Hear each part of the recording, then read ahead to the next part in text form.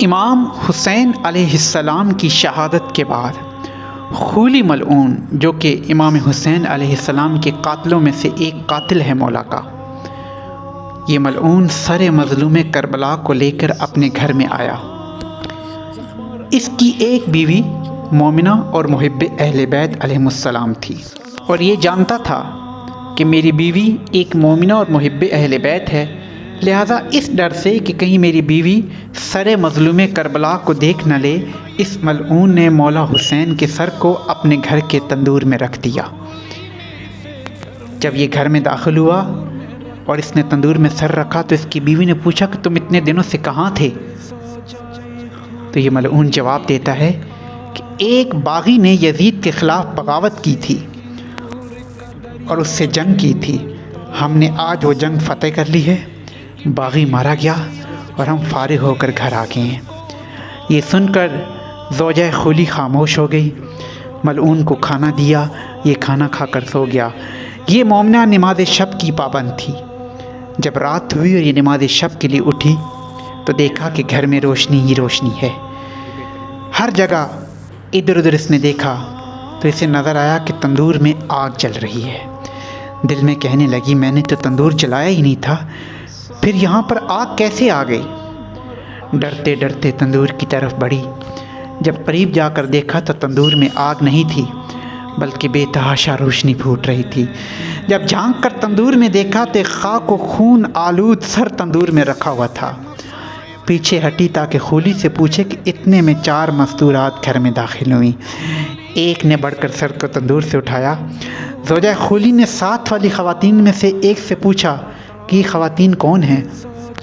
تو انہوں نے بتایا ایک ام المومنین خدیجہ سلام اللہ علیہا ہیں، ایک جناب فاطمہ الزہرا سلام اللہ علیہا ہیں، ایک جناب مریم مادر عیسیٰ سلام اللہ علیہا ہیں، اور ایک آسیہ زن فرعون سلام اللہ علیہا ہے۔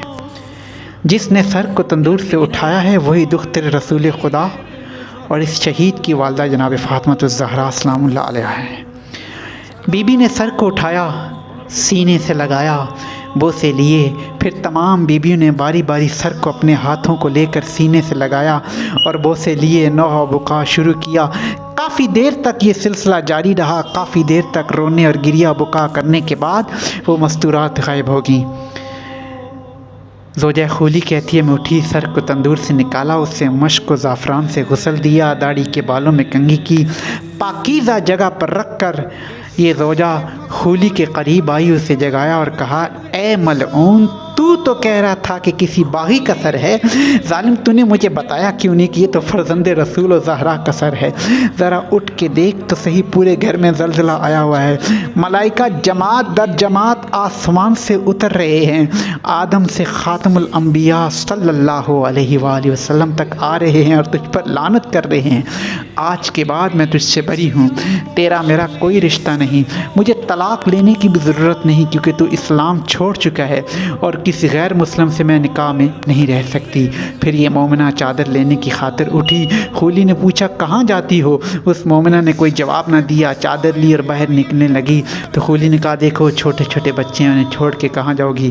اس مومنہ نے کہا ظالم، تجھے اپنے بچے اتنے پیارے ہیں اور تجھے ان کی اپنی یتیمی پر افسوس آ رہا ہے اور ذریت رسول صلی اللہ علیہ وآلہ وسلم کے بچوں کو یتیم کر کے تو انعام لے رہا ہے، تجھے شرم نہیں آتی؟ یہ کہہ کر مومنہ گھر سے باہر نکلی، پھر نہیں معلوم کہ وہ کہاں چلی گئی۔ اللہم العن قتلۃ الحسین و اولاد الحسین و اصحاب الحسین، اللہم صلی علی محمد و آل محمد وعجل فرجہم۔